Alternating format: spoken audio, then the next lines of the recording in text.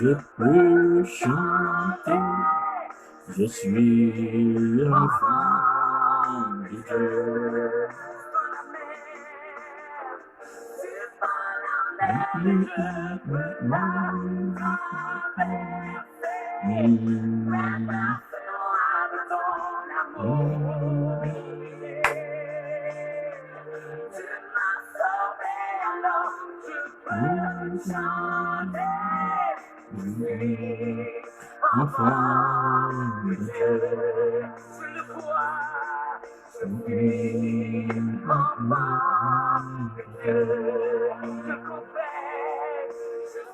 Je suis enfant. Bonjour et bienvenue à cette nouvelle émission. Bonjour à Marlise, bonjour à Jessica, bonjour à Polly, Duclair. C'est l'heure, oui, c'est l'heure. Bonjour, Mervou, Horace. C'est l'heure. Merci d'être nombreux et nombreuses à cette nouvelle émission consacrée, n'est-ce pas, aux maladies héréditaires. Oui, et quel est le point de vue de Dieu, mais aussi que dit la Bible, n'est-ce pas? Donc, vous pouvez déjà partager le direct à tous vos correspondants pour leur dire que c'est l'heure et nous avons déjà pris le train en marche. Vous savez, les hommes peuvent cheminer sur la terre avec des problèmes dans leur vie, avec des maladies dans leur corps. Et s'ignorant qu'ils sont malades.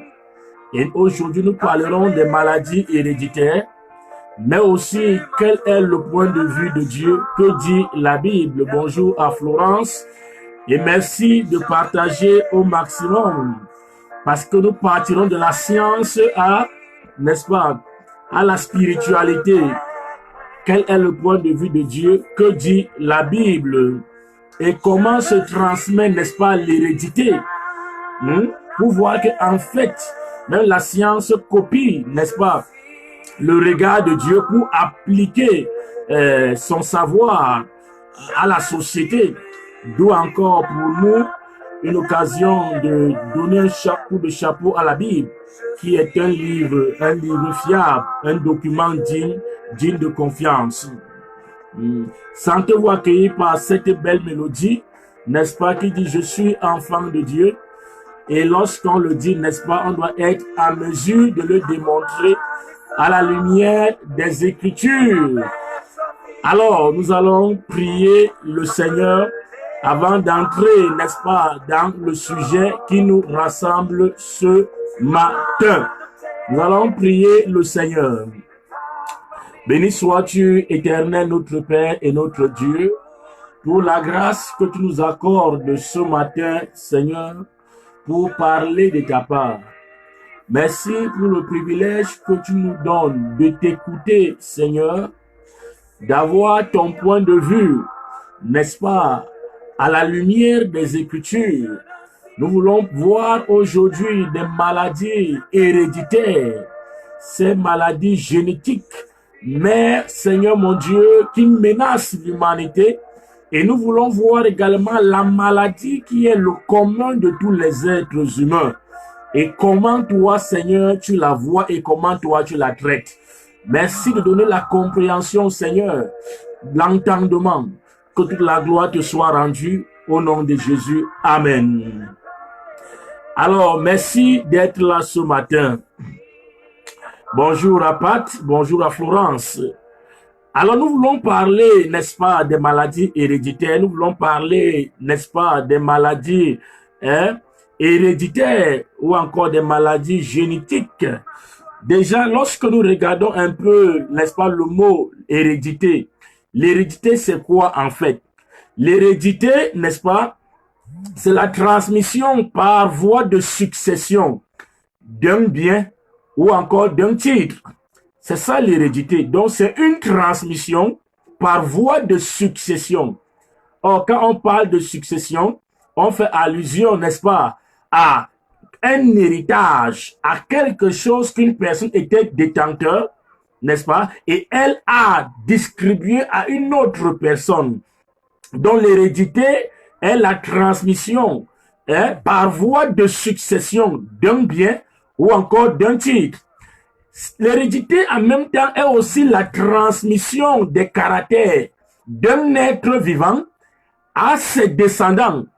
Donc, c'est la transmission des caractères d'un être vivant à ses descendants par l'intermédiaire des gènes. Par l'intermédiaire des gènes.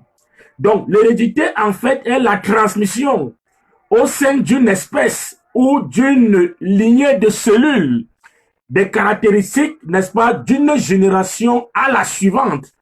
Ça veut dire que cette génération est détentrice de quelque chose et cette chose va être pérenne pour les générations à venir. Et quand on parle de l'hérédité, ce n'est pas un choix, ce n'est pas une option, ce n'est pas une décision d'un homme de dire que je peux prendre ou je peux ne pas prendre. En fait, c'est un héritage qu'on ne peut pas passer à quelqu'un d'autre, qu'on ne peut pas s'en passer. Il est à toi et bien sûr, il sera appelé à être transmis à quelqu'un d'autre. Alors, les maladies héréditaires ou encore les maladies, n'est-ce pas, génétiques, c'est une anomalie, n'est-ce pas, due à une ADN ou encore c'est lorsqu'il y a une anomalie dans un ADN. C'est ça qui parfois est la cause de cette transmission ou encore de cette maladie, de telle en sorte que même quand on va prendre les palliatifs, mais on ne peut pas la guérir parce qu'elle n'est pas curative. Or, l'ADN, n'est-ce pas, est une macromolécule présente dans toutes les cellules chez de nombreuses personnes. On les trouve, n'est-ce pas, lorsque on regarde un peu la science au niveau de... Il y a une science qui étudie les espèces et qui va parfois remonter la lignée ou encore la genèse, n'est-ce pas, d'un être humain ou encore d'une action qui a été posée et on veut se rassurer de qui est l'auteur. Et pour ceux qui voient souvent des films d'enquête, on voit souvent que parfois on cherche à prendre les empreintes d'une personne pour remonter à son ADN. Parce que l'ADN contient, n'est-ce pas, les informations génétiques. Elle contient en elle les informations génétiques permettant de le développer ou encore de développer le fonctionnement et la reproduction des êtres vivants. Donc, l'ADN, n'est-ce pas, est une chose indispensable en un être parce que c'est en fait le centre ou encore la genèse de la vie de cette personne. C'est elle qui favorise le développement, le fonctionnement et même la reproduction. Donc, elle est vraiment quelque chose qu'on ne peut pas s'en passer. Il est vrai que lorsque James Watson et Francis Crick l'ont dit il y a de ça plus de 60 ans, il y a des personnes qui se sont opposées, que mais ce n'est pas faisable, ce n'est pas vrai. Mais on s'est rendu compte que avec le fil de temps, l'ADN devient une source d'enquête, une source d'expertise pour traquer la bonne information. Donc en fait, c'est le support génétique d'une personne. Alors, nous allons nous rendre compte ce matin que les maladies, n'est-ce pas, héréditaires ou encore les maladies génétiques sont des maladies qui parfois, devant la science, ne trouvent pas souvent, n'est-ce pas, la guérison. Devant la science, c'est des maladies parfois on trouve les palliatifs. Un palliatif, c'est quoi? C'est que on trouve un moyen pour que la personne puisse se maintenir. Mais on ne peut pas, en fait, l'éradiquer. Alors, pourquoi? Parce que la cause, n'est-ce pas, de l'anomalie d'un gène ou encore de ces chromosomes ne favorise pas toujours la guérison de cette dernière. Alors, la science nous présente plusieurs cas de maladies génétiques ou encore endémiques. Pour ceux qui ont fait étudier un peu la série D en classe de secondaire, on voit par exemple la trisomie 21, qui est une anomalie génétique du chromosome 21 qui se traduit par une déficience intellectuelle et un retard dans le développement. Donc, on se rend compte que il y a plusieurs maladies de ce cas. Il y a par exemple la drépanocytose qui n'est pas en fait curative, mais on trouve les palliatifs pour pouvoir chercher, n'est-ce pas, à maintenir la personne qui est sujet de ce mal. Lorsqu'on regarde également aussi la mucoviscidose, qui est une maladie héréditaire et potentiellement mortelle et qui se caractérise par des lésions au niveau des poumons et du système digestif, on ne peut pas la guérir. Mais pour que ce dernier puisse on puisse le maintenir quand même parmi le commun des vivants, on cherche quelques palliatifs qui sont un peu comme des anti-inflammatoires, mais pas biotiques, parce que ça ne peut pas être réellement éradiqué. C'est du ressort des gènes de la personne. Et bien sûr, quand on regarde aussi les maladies comme l'hémophilie, qui est un trouble qui se caractérise par une anomalie du processus de coagulation du sang. Donc, c'est des maladies, en fait, qui sont très délicates. Et lorsque tu es héréditaire de cela, en fait, tu es comme quelqu'un qui attend ta mort à toutes les secondes. Il y a également les maladies comme la thalassémie. Cette maladie qui est due, n'est-ce pas, au sang de l'homme et qui se caractérise par des quantités inférieures à la normale d'une protéine qui se transporte, n'est-ce pas, qui transporte l'oxygène. Donc la science va nous véhiculer un ensemble de maladies héréditaires dont on ne saurait citer toutes ces maladies ici ce matin. Mais seulement, ça c'est le point de vue de la science. Si la science peut nous montrer, n'est-ce pas, des maladies qui ne sont pas curatives, qui sont transmises, n'est-ce pas, de génération en génération, des familles à une lignée qui va suivre la lignée suivante, ça suppose également qu'au point de vue de Dieu aussi, il y a des maladies qui ne peuvent pas être, n'est-ce pas, éradiquées à la lumière des hommes. Et les hommes, n'est-ce pas, ont trouvé parfois les palliatifs pour pouvoir éradiquer cette maladie. Alors, mesdames, mesdemoiselles, messieurs, permettez-moi ici de vous présenter une maladie héréditaire qui a dépassé la science, qui a dépassé les religions, qui a dépassé le commun des mortels. Et donc tout le monde qui vient dans ce monde est, n'est-ce pas, héréditaire de cette maladie. Je veux que nous puissions lire dans les Saintes Écritures, dans l'épître de Paul aux Romains, dans son chapitre 5, le verset 12. Pour voir la pire de cette maladie qui a dépassé, n'est-ce pas, la science, et que seul Dieu a pu détecter, et dont les hommes sont inconscients de cette maladie. Romains chapitre 5, le verset 12.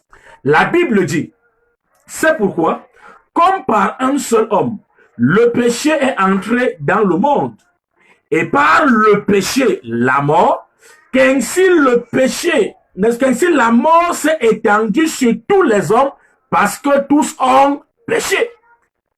La Bible nous présente ici, n'est-ce pas, le péché, et le péché qui est transporteur de la mort. Et la Bible dit, comme par un seul homme, le péché est entré dans le monde. Et quand il entre dans le monde, automatiquement, il est suivi avec la mort. Comme on avait également des maladies, n'est-ce pas, héréditaires.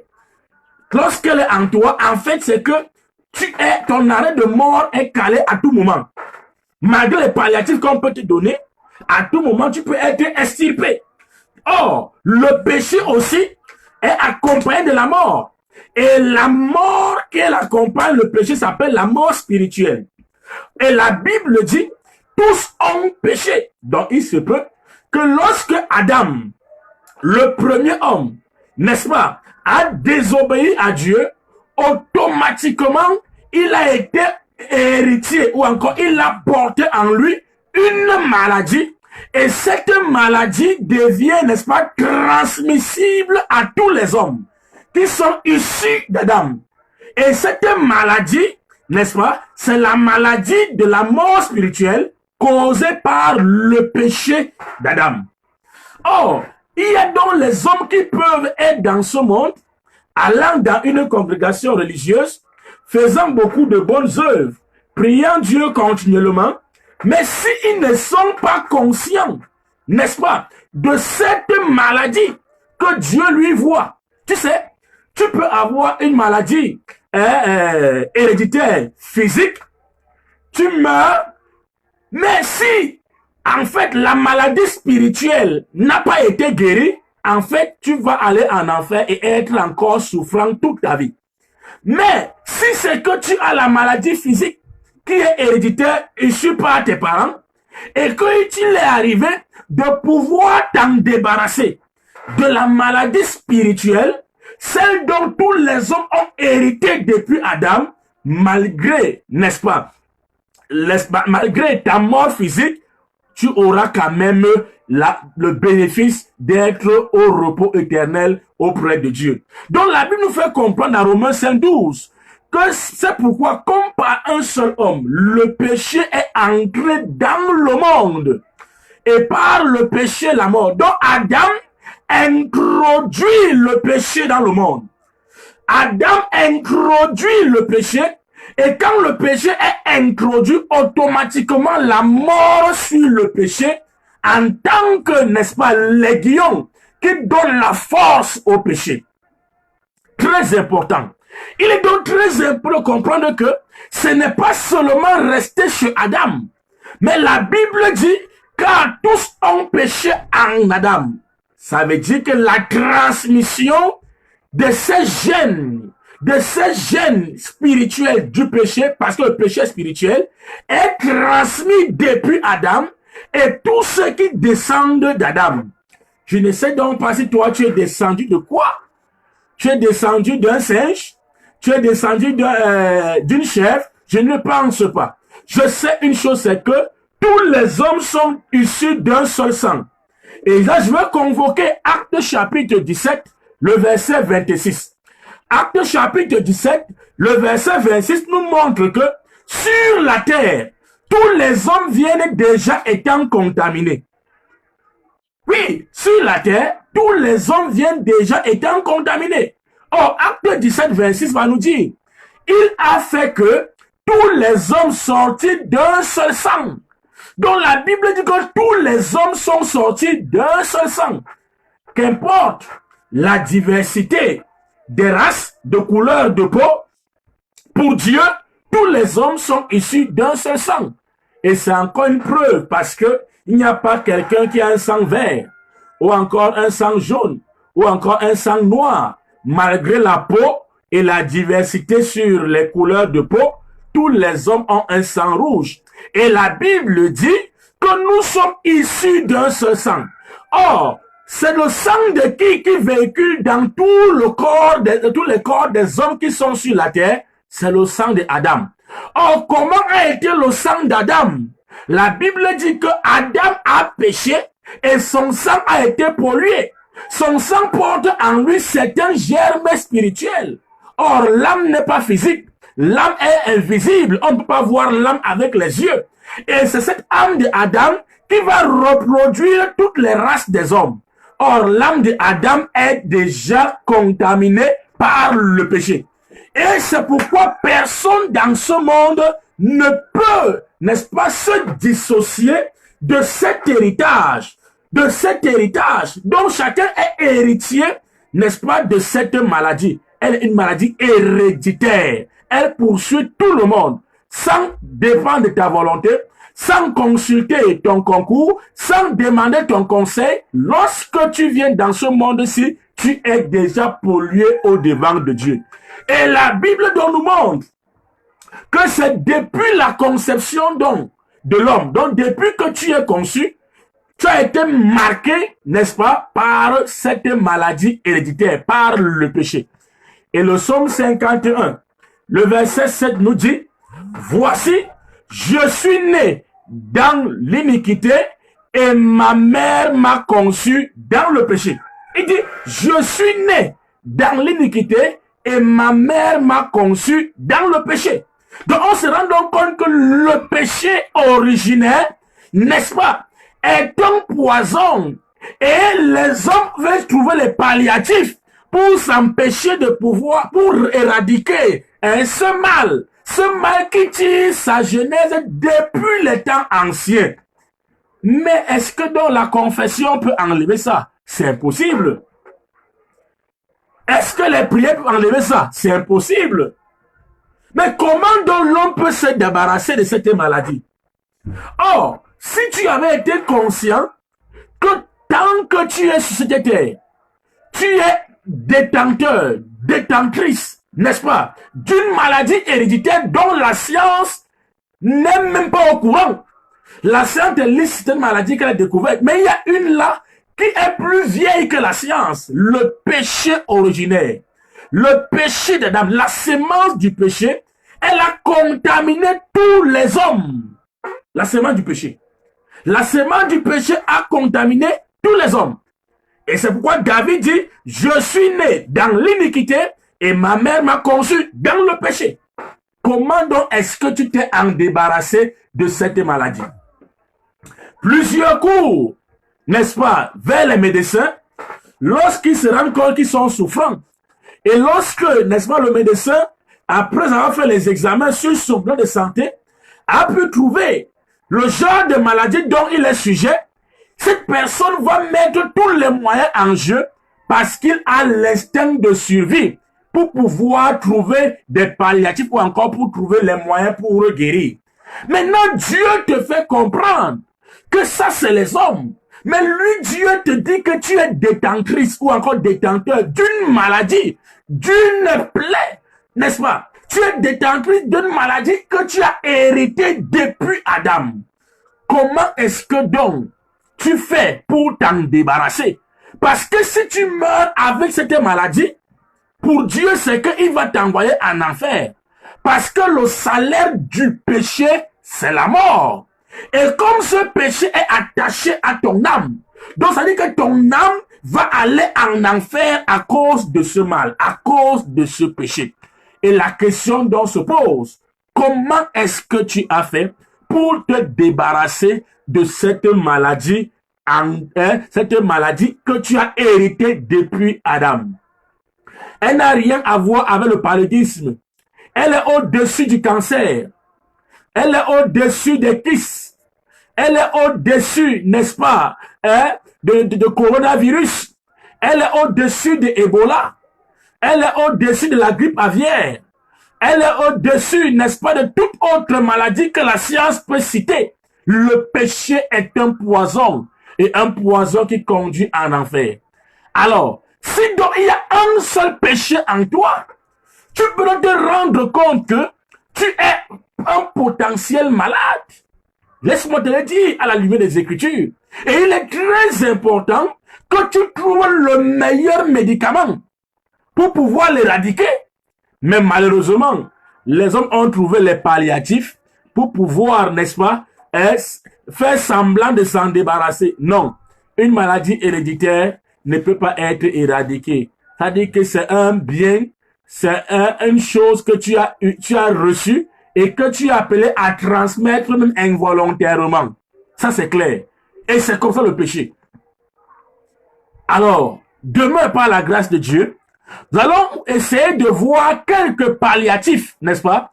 Comment les palliatifs que la médecine a mis en place pour pouvoir maintenir certaines personnes en forme par rapport à ces maladies, n'est-ce pas, héréditaires. Et dans le cadre divin, dans le cadre spirituel, les religions aussi ont trouvé les palliatifs pour pouvoir dire que le péché a été éradiqué. Or, si en fait tu n'as pas la connaissance de comment Dieu règle ce problème, qu'importe soit le genre de palliatif, n'est-ce pas que nous en parlerons demain, tu vas toujours rester un mort spirituel à cause du péché, donc bon pour l'enfer.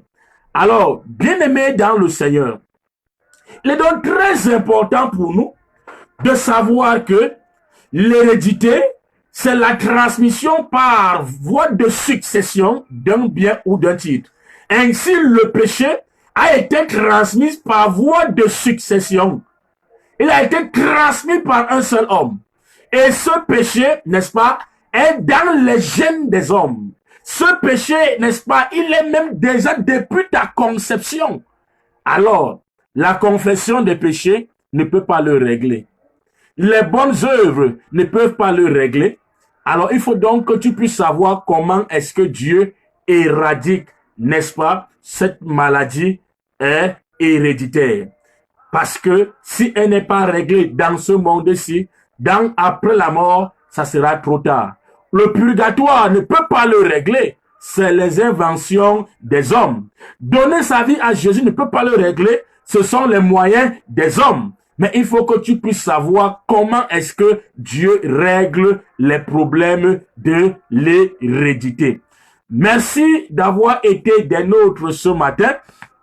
Merci parce que depuis hier, on a commencé à partager beaucoup de choses avec le pasteur Léo depuis l'île Maurice qui nous a entretenus sur les 10 vierges. Et aujourd'hui, on a commencé à parler des maladies héréditaires. Or, la science a ses maladies héréditaires. Dieu, lui, il parle de la maladie héréditaire. Cette maladie héréditaire, c'est le péché. Tous les hommes ont hérité le péché. Et les maladies héréditaires ne peuvent pas être éradiquées par les palliatifs, mais également les hommes